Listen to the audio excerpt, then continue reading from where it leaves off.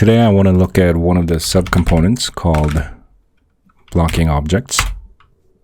Essentially, this is the collision data for the player.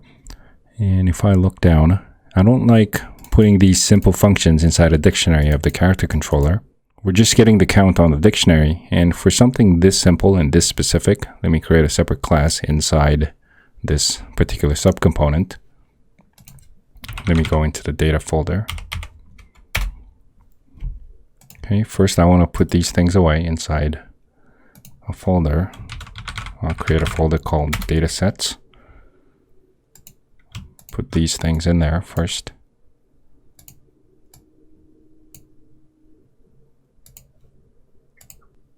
And I'm going to create a new C# script. I'll call it blocking obj data. Go in there. Namespace roundbeargames. And this is not going to be a mono behavior. It's just going to be a simple class holding a bunch of data. So the subcomponent is going to have an instance of this class. Public blocking obj data. I'll just call it blocking data. These things don't need to be public. I'll make it all private.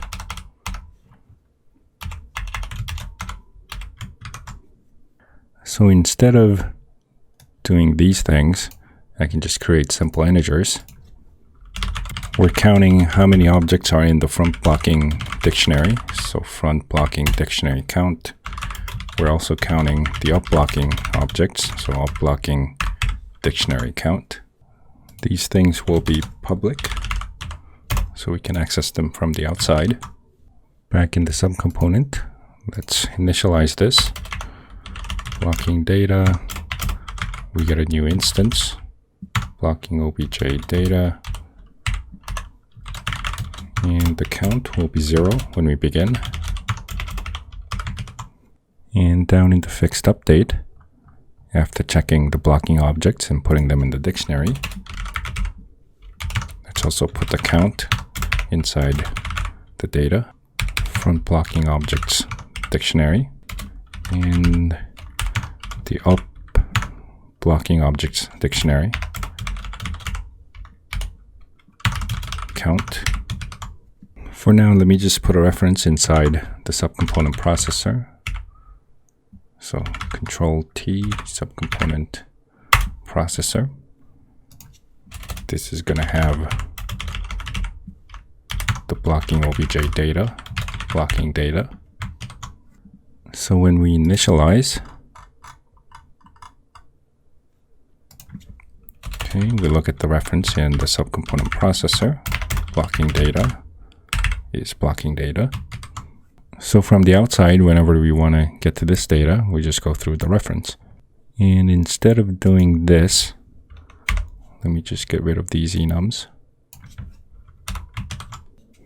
We should have some error messages. Just get rid of these two lines. And from the outside, instead of getting the delegated function, we just look at the integer. Blocking data, front blocking dictionary count is 0. That means it's empty.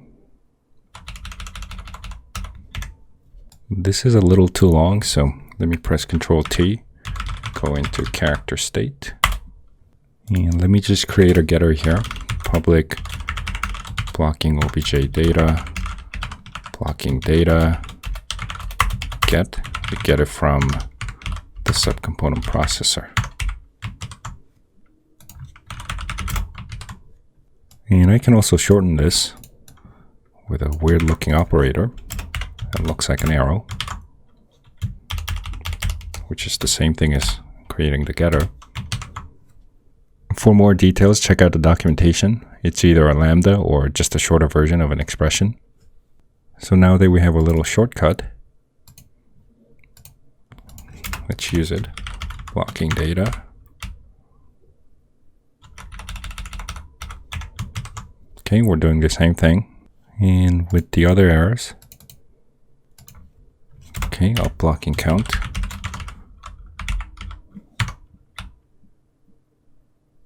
Empty means count is 0. And we do the same thing. One more here. The character control doesn't have the shorthand, so Control T, character control. Let me create it here as well.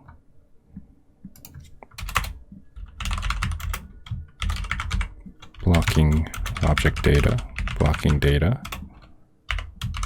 We get the subcomponent processor and return the class. Back in the error, we'll just use the shorthand. Blocking data, front blocking count. This time you want to make sure that it's not empty, so not 0.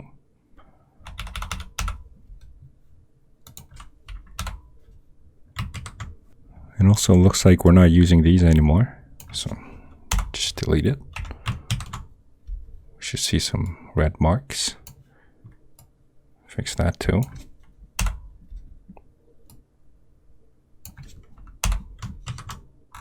Okay, a couple more.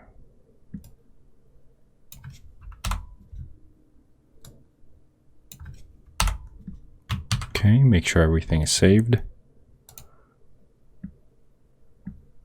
And the errors are gone.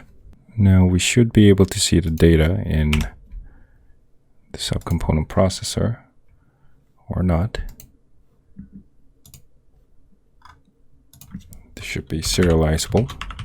System serializable. I just want to be able to see it. Okay, here it is.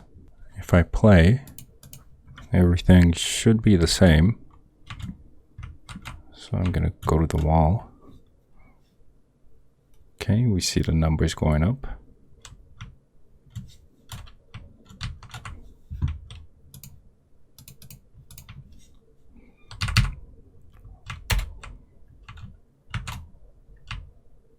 Okay, and I'll carry on in the next video.